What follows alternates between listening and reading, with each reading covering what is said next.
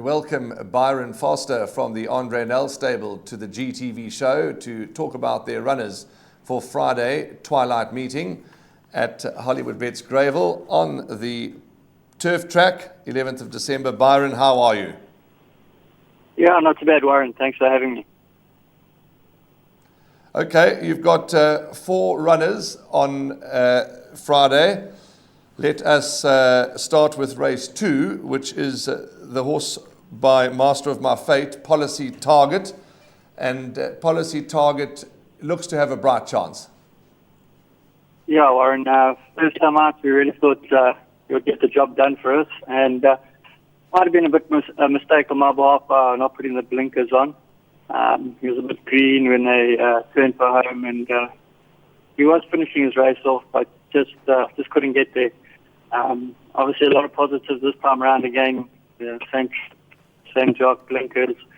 I think we'll be disappointed if he doesn't pull it off. He's a horse that he really looks the part, and probably one of the better ones we've had at Futura. It's obviously a big statement, but he's just a very impressive horse. He's got a good work ethic in the mornings, and there's a lot going for him. So we are obviously expecting another good run from him.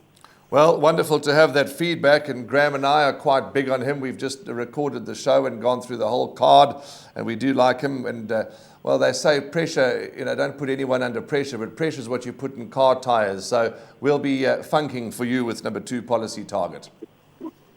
Yeah, like I say, Warren, it's maybe those statements trainers make that you want to wake up to the good ones in the morning, and he gives that impression in the morning. He's just got a lovely way about him, and he's a proper specimen. You'll see him in the ring. So I just hope he can get the job for us done, and obviously put a smile on Splatner's face. Okay, race number 3, you go there with the Q for You, the Karari filly.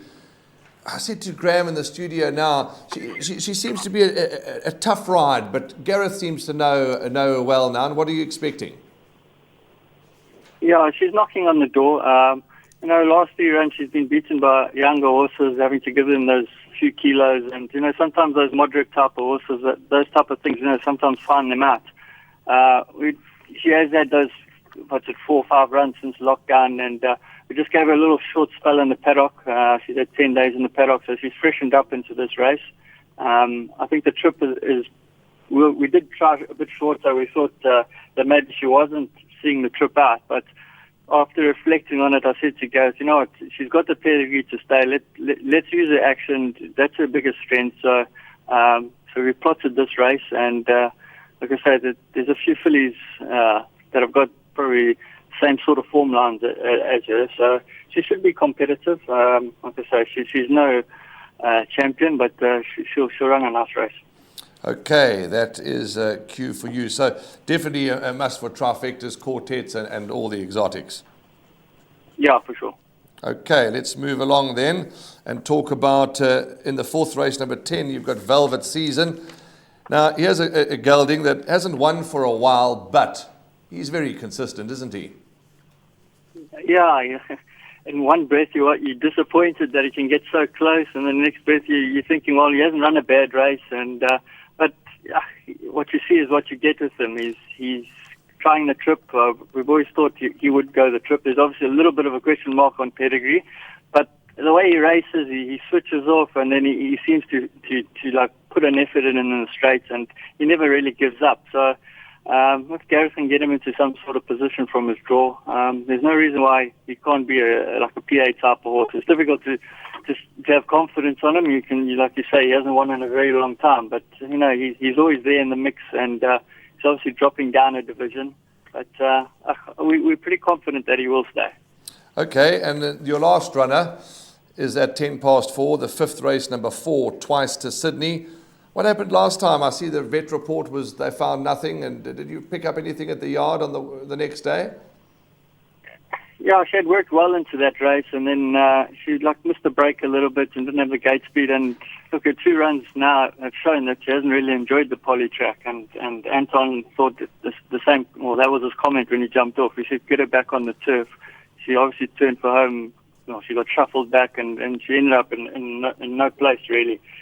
Getting the brunt of the kickback. So, like I say, we plotted this race for her on the turf and small field. I think obviously the pace of the race is going to be probably the crucial thing about the whole race. I think she's got to have a chance, but she's obviously going to need a gallop at the same time. She's not a filly that's going to quicken up straight off a dead pace. So I'll leave it all up to Warren. He's obviously riding at the top of his game, and he'll be able to suss things out. But definitely the change of surface, I think, will get it back to form. Byron, as always, lovely chatting. Thanks for your contribution. Thanks for your feedback, and all the very best to you and the entire Platinum team.